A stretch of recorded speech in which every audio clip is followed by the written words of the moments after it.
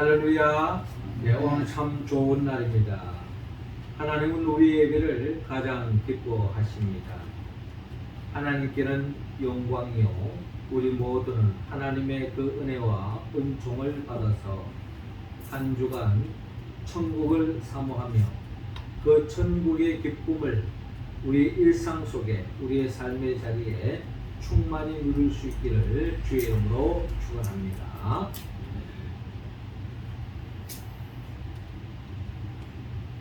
우리가 여름철에 많이 먹는 이 토마토가 있는데요. 이 토마토는 보통 한 줄기에 20 내지 30개의 토마토가 열리는 것이 일반적인 이야기입니다. 그런데 약 40년 전에 있었던 이야기인데, 일본에 만국곽 박람회가 있었는데, 그때에 노자와 시게오라고 하는 일본의 한 박사가 이 토마토를 재배를 했는데, 일반적인 토마토의 열매 개수의 약 500배에 달하는 13,000개의 열매를 얻는 이런 쾌거를 냈던 것을 발표한 바가 있습니다. 많은 사람들이 다 놀란 거죠. 이 엄청난 이 열매, 이 수많은 열매를 어떻게 열매를 맺을 수 있었는가 하고 관심 있게 들여다보았더니, 이 노자와 시교 이 박사는 이 토마토가 보통 자기 몸집에 비해서 큰 열매를 맺습니다. 그러다 보니 이 뿌리와 줄기에 엄청난 그 영양소가 들어가서 그 열매를 맺을 수 있도록 이렇게 영양소가 들어가는데, 이 노자와 시교 박사는 이 줄기와 뿌리에 이렇게 영양소가 많이 가지 않고 이 많이 열매를 맺을 수 있는 재배로서 그 당시에 처음으로 수경 재배를 하게 되었다는 것입니다. 그러다 보니 이 뿌리와 줄기에 가던 이 영양소가 열매의 공급됨으로 인하여서 보통 토마토의 약 500배에 달하는 그 이상의 열매를 맺게 되어지는 결과를 맺게 되었습니다. 자, 이런 과정을 통해서 우리가 영적으로도 우리가 한번 생각해 볼 때에 우리의 삶에도 영적인 열매를 많이 맺어야 되는데, 무엇보다도 성령의 9가지 열매, 사랑과 희락과 화평과 오래 참음과 자비와 양성과 충성과 온유와 절제의 열매를 우리가 많이 맺으면 맺을수록 우리의 삶이 더 풍요로워지고 우리의 삶이 더 하나님의 나라를 풍성하게 누릴 수 있다는 것입니다. 그러면 영적인 이 열매도 많이 맺으려면 이 영적인 열매를 많이 맺는데 불필요한 요소를 제거하면은 더 많이 맺을 수 있지 않겠습니까? 그래서 오늘 성경의 본문의 말씀은 예수님께서 우리가 주님 안에서 부족함이 없는 풍성한 진정한 하나님의 나라로서 참 행복을 만끽하기 위해서는 이를 가로막는, 이를 방해하는 것들을 제거하고 걸러낼 때에 우리의 삶이 더 풍요로워지고 행복이 넘치는 삶으로 나아갈 수 있다는 것입니다. 자, 그렇다면 하나님의 나라로서 우리가 풍성한 열매를 맺고 부족함이 없는 행복한 삶으로 나아가기 위해서 우리는 어떻게 해야 합니까? 먼저 주님은 오늘 본문 15절을 통하여 탐심을 버리라고 먼저 우리에게 말씀하고 있습니다. 15절 말씀 우리 같이 한번 읽어봅시다. 시작. 그들에게 이르시되 삼가 모든 탐심을 물으시라. 사람의 생명이 그 소유에 넉넉한 데 있지 아니하니라 하시고. 아멘. 자, 오늘 본문 13절은 이렇게 시작하고 있습니다. 무리 중에 한 사람이 이르되 선생님, 내 형을 명하여 유산을 나와 나누게 하소서라고 주님께 간청하고 있습니다. 아마도 이 두 형제가 아마 부모님이 유산을 남기고 아마 이 세상을 떠난 것 같습니다. 그런데 그 형이 그 유산의 몫을 차지하고 동생과 나누어야 할 텐데 이 형이 유산을 전부 다 차지했는 것 같아요. 이에 대해서 불만을 가진 이 동생이 주님께 간청하는 겁니다. 선생님, 내 형을 명하여 유산을 나와 나누게 하소서라고 그렇게 간청을 하는 겁니다. 자, 이때 예수님의 답변, 이 사람아, 누가 나를 너희의 재판장이나 물건 나누는 자로 세웠느냐라고 주님께서 말씀하고 있습니다. 이 사람아, 누가 나를 너희의 재판장이나 물건 나누는 자로 세웠느냐. 주님은 이 부모의 재산을 어떻게 나누는 것에 대한 관심보다는 주님은 우리가 진정한 행복한 삶으로 나아가기 위해서는 어떤 길을 걸어가야 할지, 어떤 마음가짐을 가져야 할지에 대해서 주님께서 관심을 가지시고 답변하고 있는 것입니다. 주님의 답변은 이렇습니다. 15절을 보니까 그들에게 이르시되 삼가 모든 탐심을 물리치라. 사람의 생명이 그 소유에 넉넉한 데 있지 아니하니라 라고 주님께서 말씀합니다. 삼가 모든 탐심을 물리치라.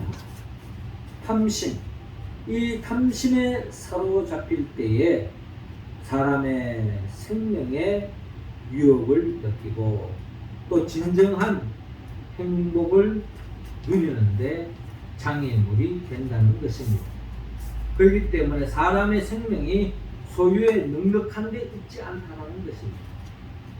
한마디로 소유의 넉넉함을 위해서 우리가 탐심을 가지는 경우가 있는데 이 탐심은 한마디로 죄라는 겁니다. 이 죄를 품고서는 우리의 생명의 유혹을 받고 풍요로운 삶, 풍성한 열매를 맺는 데에 장애물이 되기 때문에 예수님께서 삼가 모든 탐심을 물리치라고 우리에게 말씀하고 있습니다. 주님께서 우리 지난주에 나눴던 주님께서 가르쳐 주신 우리가 붙잡고 살아가야 할, 우리가 기도해야 할 기도 제목 중에 우리에게 날마다 일용할 양식을 주시옵고 우리가 우리에게 죄 지은 모든 사람을 용서하오니 우리 죄도 사하여 주시옵고 우리를 시험에 들게 하지 마옵소서라고 우리에게 기도하라고 말씀하지 않았습니까? 자, 이 말씀에 우리가 한번 비추어 볼 때에 우리의 육신의 생명이라고 하는 것은 일용할 양식이 공급되지 않으면 우리의 목숨을 유지할 수가 없습니다. 그래서 우리가 일용할 양식이 우리의 목숨을 지탱하는 데 얼마나 소중한지 우리는 그 누구보다 잘 알고 있습니다. 이 육신의 생명에 일용할 양식이 공급되어져야만이 우리의 생명이 지탱되어지는 것처럼 우리 영적인 생명도 마찬가지라는 거예요. 영적인 생명은 죄를 짓는 그 순간부터 하나님과의 관계가 단절되어지고 더 이상 그 하나님이 주신 그 생명을 지탱할 수가 없다는 것입니다. 자, 이런 관점에서 볼 때에 우리의 생명, 우리의 행복을 가로막는 것은 우리가 일용할 양식이 소중한 만큼 죄의 문제가 가장 소중하다는 것을 주님께서 말씀하고 있는 것입니다. 죄의 문제가 해결되지 않으면 우리의 생명은 지탱될 수 없다는 겁니다. 또 이 죄는 바로 오늘 성경의 본문의 말씀, 주님의 말씀에 의하면 탐심을 갖는 것, 이게 바로 죄라는 겁니다. 이런 탐심에 사로잡혔을 때에 죄를 짓게 되어지고 이 죄는 하나님과의 관계를 단절시키고 이로 인하여 우리는 풍성한 열매를 맺을 수 없다. 하나님의 나라를 살 수 없다라고 주님께서 말씀하고 있습니다. 예, 조선시대에 영의정을 지냈던 윤두수라고 하는 사람이 있어요. 자, 이분은 오랫동안 이 조선시대 그 선조왕 때에 영의정을 지냈는데 이제 때가 되어서 그 영의정의 직분을 내려놓고 이제 고향에 가서 이제 편안히 남은 여생을 보내려고 고향길에 올랐습니다. 자, 이 고향길에 오르는 데에 고향으로 돌아오는 형님을 맞이하기 위해서 동생이 마중을 나갔어요. 고향에서 배를 타고 강을 건너서 건너편에 있는 고향으로 돌아오는 형님을 맞이했습니다. 그 형님을 모시고 배를 타고 이제 고향집을 지금 가고 있는 것입니다. 그런데 마침 그 동생이 그 강가에서 강바닥에 반짝반짝 빛나는 돌멩이를 하나 보게 되었습니다. 그래서 이 동생은 순간 그 배에서 뛰어내려서 그 강 밑에 있는 반짝이는 그 돌을 집어 왔습니다. 알고 봤더니 황금덩어리였습니다. 금덩어리였습니다. 자, 그래서 이 동생은 형님을 마중 왔다가 이렇게 강에서 이 금덩어리를 주어서 너무나 기쁜 나머지 이 금덩어리를 조금도 주지 않고 반을 뚝 잘랐어요. 뚝 잘라서 형님 반 가지세요. 저 반 가지고 앞으로 이것을 팔아서 남은 여생을 아마 행복하게 살 수 있을 거라 생각하면서 동생이 형과 이 한마디로 반띵한 겁니다. 자, 그랬는데 조금 있다가 이 동생이 자기 호주머니에 넣어줬던 그 금 반 덩어리를 다시 꺼내더니 강물에다 던져버렸다. 그 형이 물었습니다. 왜 그러니? 왜 그 값어치 있는 그 금덩을 왜 다시 강에다 버렸느냐? 라고 형이 묻는 겁니다. 그때 동생이 하는 말이, 형님, 사실 제가 이 금덩을 줬을 때 너무나 기쁜 나머지 제가 존경하는 형님 반띵하면서 제가 이 반을 챙겼는데 시간이 지나면서 제 마음속에 형님이 없었더라면 내가 전부 다 차지했을 텐데 하는 생각이 자꾸 자리 잡더라는 거예요. 그래서 형님이 없었으면 내가 금덩어리 전체를 내가 차지했을 텐데 하는 생각을 자꾸 갖다 보니 형님이 미워지기 시작하더라는 거예요. 그래서 이 동생이 이 형님과의 관계가 깨질 것 같아서 이 남은 이 금덩어리를 그냥 물에다가 강물에다가 던져버렸다는 거예요. 더 이상 탐심으로 욕심을 채우면은 형님과의 관계가 깨질 것 같아서 그랬다는 것입니다. 이 이야기를 들은 형님도 호주머니에서 그 금덩어리를 꺼내더니 그 강물에다가 던졌다는 거예요. 그러면서 그 형님 또한 그렇게 이야기하는 거예요. 동생, 내가 동생인데 내가 이렇게 금덩어리 반덩어리를 내가 챙겼는데 아닌 게 아니라 내 마음속에도 내가 먼저 발견했으면 내가 다 차지했을 텐데 동생이 없었으면 내가 이걸 다 차지했을 텐데 하는 이런 생각이 들면서 동생을 미워하는 마음이 자리 잡더라는 거예요. 그래서 두 형제는 금덩을 다 던져버리고 남은 여생을 고향에서 형님 동생하면서 행복하게 여생을 보냈다는 그런 이야기가 있습니다.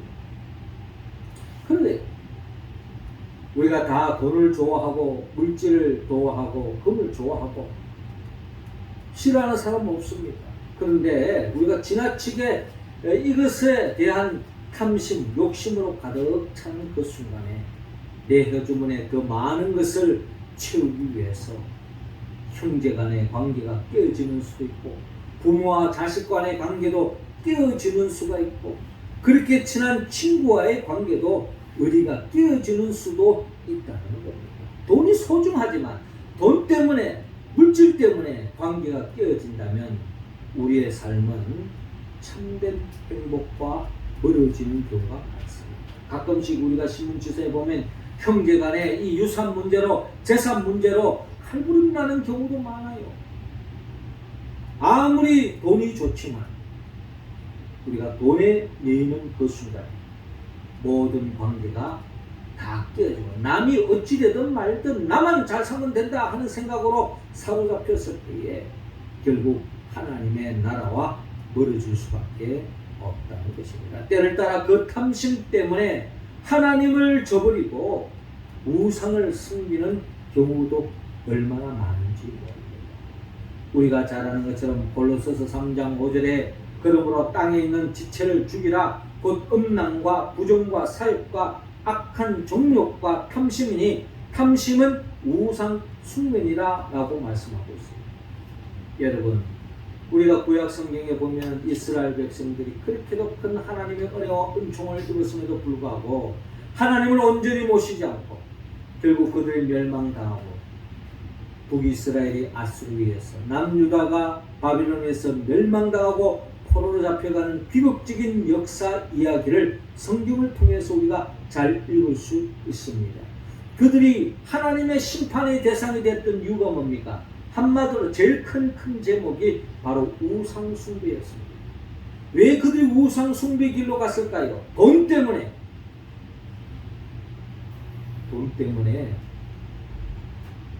하나님을 저버린 것입니다. 아닌 게 아니라 남쪽에 있는 애굽이나 북쪽에 있는 아수르나 바벨론이 우상을 숨기는 가운데 하나님을 섬기지 않고 우상을 섬기는 가운데도 초강대국이 되고 잘 살더라는 겁니다. 그러니 꼭 굳이 하나님만 믿어야 할 이유가 뭐가 있냐는 거예요. 우상을 숨겨서라도 내가 부자가 되어야 되겠다. 탐심이 그 마음속에 자리 잡는 그 순간에 그들은 영적인 가늠의 길, 우상 숭배 길로 간 것을 바라볼 수 있습니다. 탐심은 결국 죄의 씨앗입니다. 탐심을 갖는 그 순간에 죄를 범할 수밖에 없고 모든 관계가 깨어지고 하나님의 나라와 멀어질 수밖에 없고 성령의 9가지 열매를 맺을 수 없다는 것입니다. 그러므로 주님은 삼가 모든 탐심을 물리치라 사람의 생명이 그 소유에 넉넉한 데 있지 아니하니라 라고 말씀하신 것입니다. 우리가 참 행복을 누리는데 탐심으로 가득 찬 우리 마음을 제거하지 않으면 끌어내지 않으면 우리는 진정한 행복의 열매를 맺을 수 없다는 것을 우리 또한 깨닫고 우리 모두가 탐심을 물리치는 우리의 모습 되기를 주님으로 축원합니다. 이어 주님은 오늘 본문 19절을 통하여 또한 교만을 버리라고 말씀합니다. 19절 말씀 우리 같이 한번 읽어봅시다. 시작. 또 내가 내 영혼에게 이르되 영혼아 여러 해 쓸 물건을 많이 쌓아두었으니 평안히 쉬고 먹고 마시고 즐거워하자 하리라 하되 아멘. 자, 오늘 본문 16절 이하는 예수님께서 이 재산 문제를 가지고 갈등을 빚고 있는 이 두 형제를 향하여서 비유의 말씀으로 주님께서 지혜의 말씀을 들려주고 있습니다.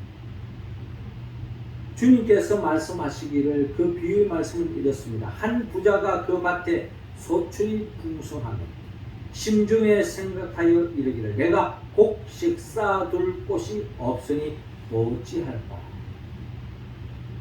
또 이르되 내가 이렇게 하리라. 내 곡간을 헐고 더 크게 짓고 내 모든 곡식과 물건을 거기 쌓아두리라. 또 내가 내 영혼에게 이르되 영혼아 여러 해 쓸 물건을 많이 쌓아두었으니 평안히 쉬고 먹고 마시고 즐거워하자 하리라 하되 라고 기록되어 있습니다. 여러분, 이 부자의 이야기를 들어보면요, 이 부자는 오직 자기 자신만을 생각하고 있는 것을 볼 수가 있습니다. 다른 사람을 생각하지 않습니다. 하나님을 생각하지 않습니다. 오로지 자기 자신만을 위하여 사는 사람, 이런 사람이 바로 성경에서 말하는 교만한 사람이다 라고 성경은 정리하고 있습니다. 하나님을 알지 못합니다. 우리에 대한 생각이 없습니다. 다른 사람을 배려하지 않습니다. 나만 생각합니다. 나만 행복하면 되지. 나만 잘되면 되지. 내 호주머니만 두둑하면 되지. 이런 생각으로 가득 차 있는 것이 바로 교만한 사람의 특징입니다. 그러니 나 자신을 위하는 삶, 이런 사람은 하나님을 이용합니다. 다른 사람을 이용합니다. 다른 사람을 그것을 빼앗아서라도 다른 사람을 엇박질러서 자신의 기분을 충족시키고 자신의 행복을 추구하는 사람, 이런 사람이 바로 하나님 앞에 교만한 사람이요, 일반적으로 모든 사람도 이런 사람을 교만한 사람으로 특징을 삼습니다. 주님께서는 지난주에 우리가 나눴던 말씀처럼 주기도문을 통하여서 주님은 나 자신을 위하여 살지 말고 우리를 위하여 살아야 된다고 주님께서 기도문을 통해서 우리에게 가르쳐 주셨습니다. 내 자신의 일용할 양식을 위해서 기도하지 말고 우리에게 날마다 일용할 양식을 달라고 기도하라고 주님께서 말씀하셨어요. 내 자신의 죄의 문제만 해결된다고 끝나는 것이 아니라 우리가 우리에게 죄 지은 모든 사람을 용서하오니 우리 죄도 사하여 주옵소서, 우리를 시험에 들게 하지 마옵소서 라고 기도하라고 말씀하신 거예요. 주님은 우리를 강조하고 있습니다. 우리를 생각하기를 원합니다. 나뿐만 아니라 다른 사람도 생각합니다. 나를 소중히 여기듯이 다른 사람도 소중히 여기라고 말합니다. 하나님을 소중히 여긴 사람은 자신을 소중히 여길 뿐만 아니라 진정 다른 사람을 소중히 여깁니다. 하나님을 진정 사랑하는 사람은 자신을 사랑할 수 있고 남을 사랑할 수 있습니다. 하나님은 나 자신에게 머물러 있지 말고 모두를, 우리 모두를 생각하며 살기를 원합니다. 내 배만 채웠다고 끝나는 것이 아니라 우리의 배를 채우기 위해서 힘쓰라고 주님께서 말씀합니다. 이게 바로 겸손한 사람의 삶의 자세라는 것입니다. 여러분, 저와 여러분들이 있기까지 그 누구 하나 내 혼자 스스로 존재하는 사람은 아무도 없습니다. 갓난할 때는 어머니의 안겨주시는, 물려주시는 그 젖을 먹지 않고 우리가 어떻게 살 수 있겠습니까? 살아가는 과정 속에서 우리 부모, 형제, 가족 간에 또 친구 간에 도움이 없이 우리가 어떻게 스스로 혼자 존재할 수 있습니까? 우리 신적인 존재가 아니에요. 그 누구의 도움이 없이는 우리가 살아갈 수가 없습니다. 심지어 우리가 일용할 양식을 공급받는 것만 하더라도 우리가 쌀이 우리의 양식이 되어주기 때문에, 밀이 우리 양식이 되어주기 때문에, 밥이 우리 양식이 되어주고, 떡이 우리 양식이 되어주고, 빵이 우리 양식이 되어줬기 때문에, 나물들이 우리 양식이 되어주고, 과일들이 우리 양식이 되어주기 때문에 우리가 존재하는 것입니다. 그 누구 하나 우리가 독불장구처럼 혼자의 힘으로 살 수 있는 사람은 아무도 없습니다. 이게 바로 피조물인 나 자신을 고백하는 사람의 모습이죠. 내 힘으로는 살 수 없다는 겁니다. 전적으로 하나님의 도움이 없이는 살 수 없습니다. 하나님의 도움이 없이 살 수 없는 것처럼 하나님을 통한, 사람을 통한 도움이 없이는 우리는 살 수 없다라는 것을 기억하고 겸손한 삶을 살기를 하나님은 원하고 있습니다. 마지막 세 번째로 우리가 진정한 풍성한 열매를 맺는데 주님 앞에서 부족함이 없는 삶을 사는 데 있어서 우리가 또 버려야 할 것이 있는데 그게 바로 오늘 본문 21절을 통하여 염려를 버리라고 말씀합니다. 21절 우리 다 같이 읽겠습니다. 시작. 자기를 위하여 재물을 쌓아두고 하나님께 대하여 부여하지 못한 자가 이와 같으니라. 아멘. 자, 오늘 본문 20절에 주님께서 이 부자에게 말합니다. 부자는 자기의 풍성한 소확물을 가지고 평생 아니 영원토록 떵떵거리면서 배부르게 행복하게 살 것을 장담하고 있는데 이 부자에게 주님이 말씀합니다. 어리석은 자여 오늘 밤에 내 영혼을 도로 찾으리니 그러면 내 준비하는 것이 누구의 것이 되겠느냐라고 말씀합니다. 네가 지금 마치 창고에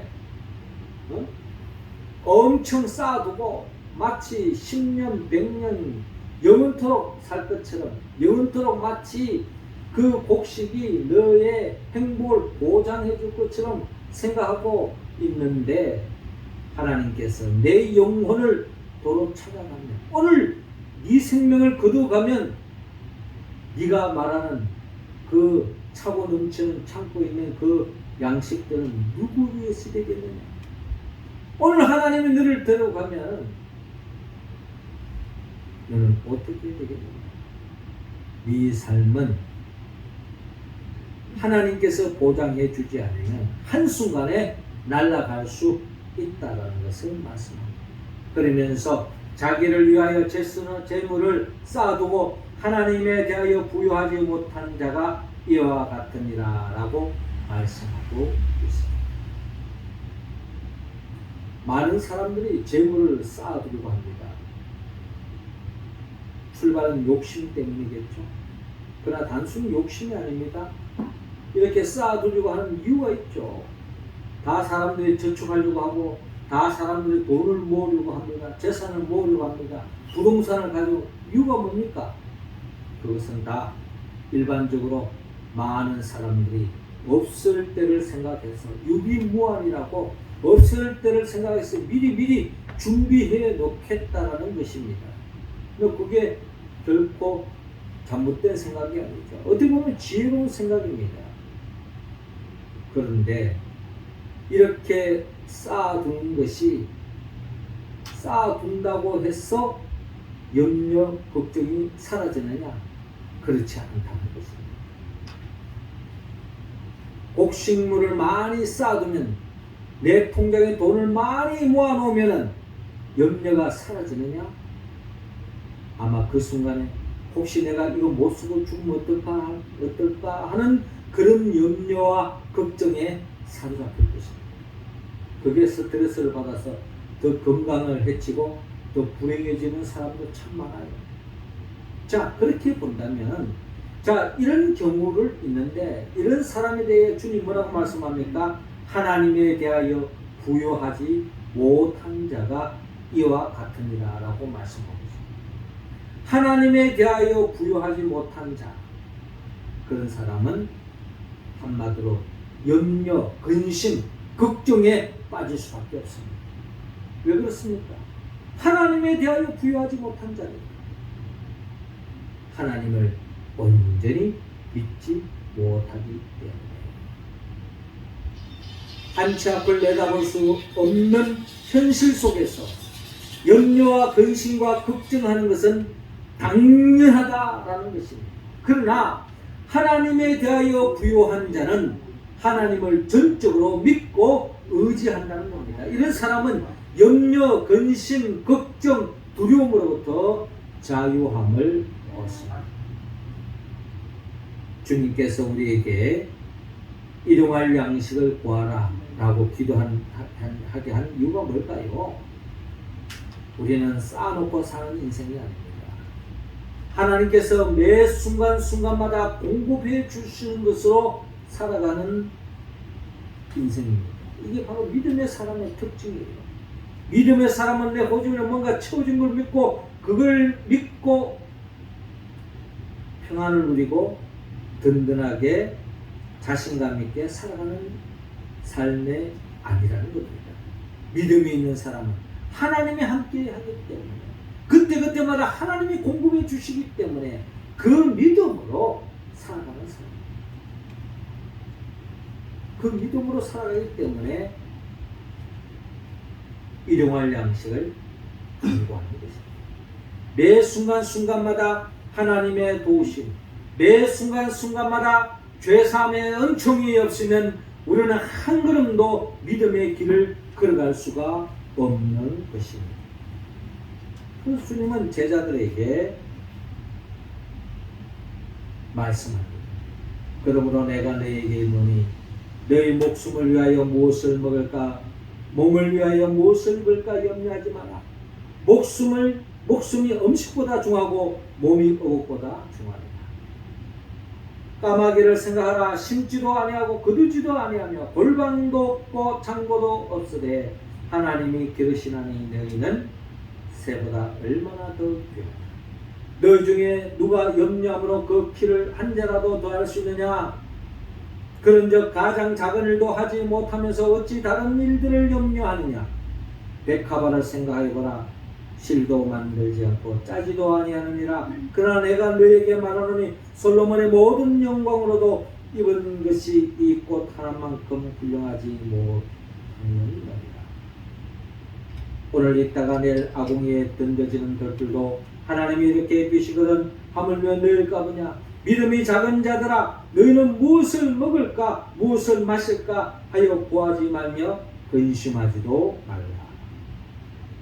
이 모든 것은 세상 백성들이 구하는 것이라. 너희 아버지께서는 이런 것이 너희에게 있어야 할 것을 아시느니라. 다만 너희는 그의 나라를 구하라. 그리하면 이런 것들을 너희에게 더하시리라 라고 주님께서 말씀하십니다. 다만 너희는 그의 나라를 구하라. 그리하면 이런 것들을 너희에게 더하시리라. 그의 나라를 구한다는 것은 하나님의 나라를 사모하고 하나님의 나라를 침노하고 하나님의 나라를 추구하고 하나님의 나라를 사랑하는 것입니다. 그의 나라와 그의 의를 구할 때 하나님은 이런 모든 것, 즉 우리의 필요를 다 채워주신다고 약속하고 있는 것입니다. 그러니 우리가 세상 것으로 인하여서 염려하지 마십니다. 창고에 모든 것이 채워졌다고 염려가 끝나는 게 아니에요. 오늘 밤에 하나님이 내 영혼을 거둬갔을 수도 있다는 거예요. 그런 염려까지 친다면 우리가 이 세상의 염려로부터 자유함을 받을 수 있는 사람은 아무도 없습니다. 그러나 그의 나라와 그의 의를 구하면 하나님의 영광을 위하는 삶을 살아가는 사람은 하나님께서 우리의 인생의 모든 필요를 채워주시고 근심 걱정에서 벗어나게 하시고 부족함이 없는 삶의 길로 인도하실 줄로 믿으시기 바랍니다. 여호와는 나의 목자시니 내게 부족함이 없으리로다. 그렇습니다. 주님을 내 인생의 목자로, 내 삶의 왕으로, 내 삶의 주인으로, 주님 중심으로 살아갈 때에 주님은 우리를 푸른 초장, 쉴만한 물가로 인도해 주시고 사망의 엄청한 골짜기에서도 두려워하지 않도록 우리를 지켜주시고 그리고 내 잔이 넘치도록 복에 복을 더해 주실 줄로 믿습니다. 이것이 일회성으로 끝나는 것이 아니라 영원히 여호와의 집에서 영원히 누릴 수 있도록 인도해 주신다는 것입니다. 시편 기자는 고백합니다. 내가 산을 향하여 눈을 돌리라. 나의 도움이 어디서 올까? 나의 도움이 천지를 지으신 여호와에게서. 하나님을 전적으로 의지하는 이상 더 이상 염려, 근심, 걱정, 불안을 떨쳐버릴 수 있습니다. 사랑하는 성도 여러분, 하나님께 대하여 부유한 자, 하나님을 전적으로 믿고 의지하는 인생, 하나님의 영광을 위하여 살아가는 인생, 염려를 거칠 수 있습니다. 주님이 공급해 주시는 것으로 부족함이 없는 삶으로 나아갈 줄로 믿습니다. 사랑하는 성도 여러분, 주님은 우리 모두가 많은 열매를 맺기를 원합니다. 행복한 삶을 살기를 원합니다. 하나님의 나라로 행복한 삶을 매일매일 살아가기를 원합니다. 그러기 위해서는 이런 행복의 열매를 맺는데 장애물이 되는 탐심, 교만, 염려를 버려야 된다. 이것은 우리의 의지와 결단이 중요합니다만 이것으로 부족합니다. 우리는 진정 성령의 도움이 없이는 하나님의 말씀을 응답할 수 없습니다. 성령님은 예수 그리스도의 영입니다. 예수님이 누구입니까? 예수님은 우리를 위하여 천지 만물을 창조하신 분이에요. 예수님은 우리를 위하여 친히 인간의 몸으로 오셨고 우리의 죄의 문제를 해결하기 위하여 친히 십자가에 못 박혀 죽으시고 부활하시고 승천하시고 지금도 우리에게 보혜사 성령을 보내주셔서 성령의 도우심으로 우리 모두가 진정한 믿음의 길